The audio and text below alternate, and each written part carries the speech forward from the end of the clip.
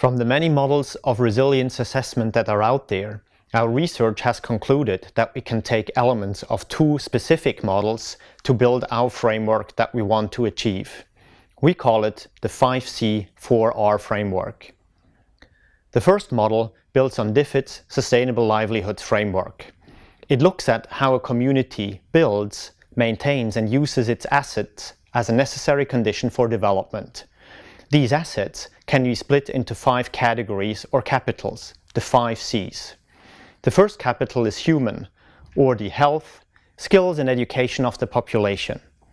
The second is social capital, or the relationships and interactions within the community. The third is natural, or the natural resource base and how it is used within and outside of the community.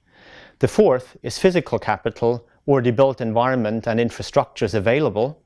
And the last one is financial capital, the savings and wealth available to the community members. The second model looks at the resilience properties that a system can have and suggests that there are 4 resilient properties in any system, collectively known as the 4 Rs. Originally, this model was mostly used for systems in a built environment, but our contention is that it equally works for tangible as well as non-tangible assets.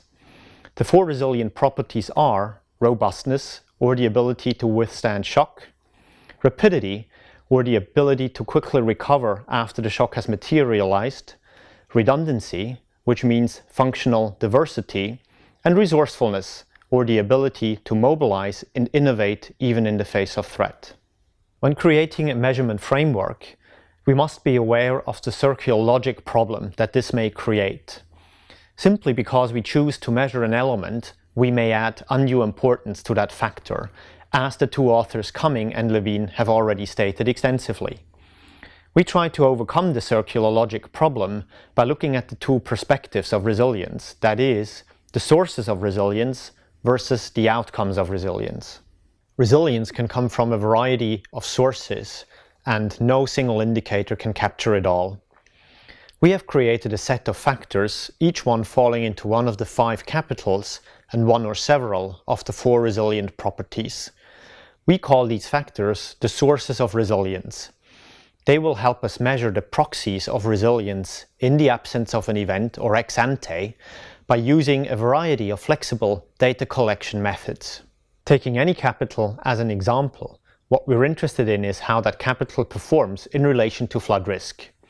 Is this capital something that helps the community respond to flood risk? Is it something that the community can use to actually reduce flood risk?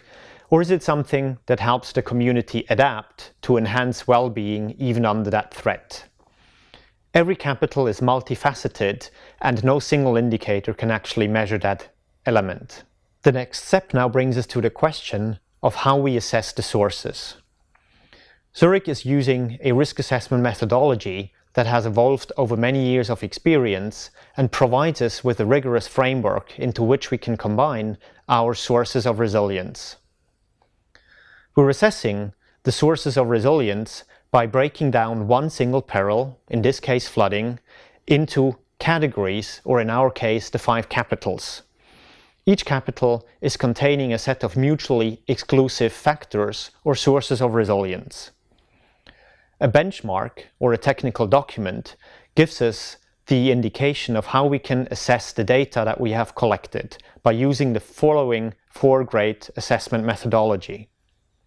An A grade is awarded for the best industry standard, with no improvement possible.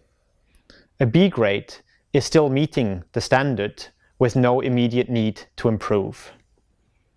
A grade of C shows deficiencies with a potential to improve that element, and a grade of D is given for the absence of elements, or elements with significant deficiencies with a potential for immediate loss.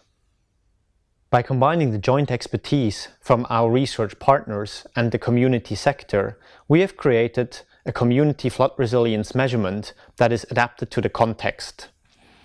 By using qualitative and quantitative data, we are assessing the strengths and weaknesses of the capitals of that community.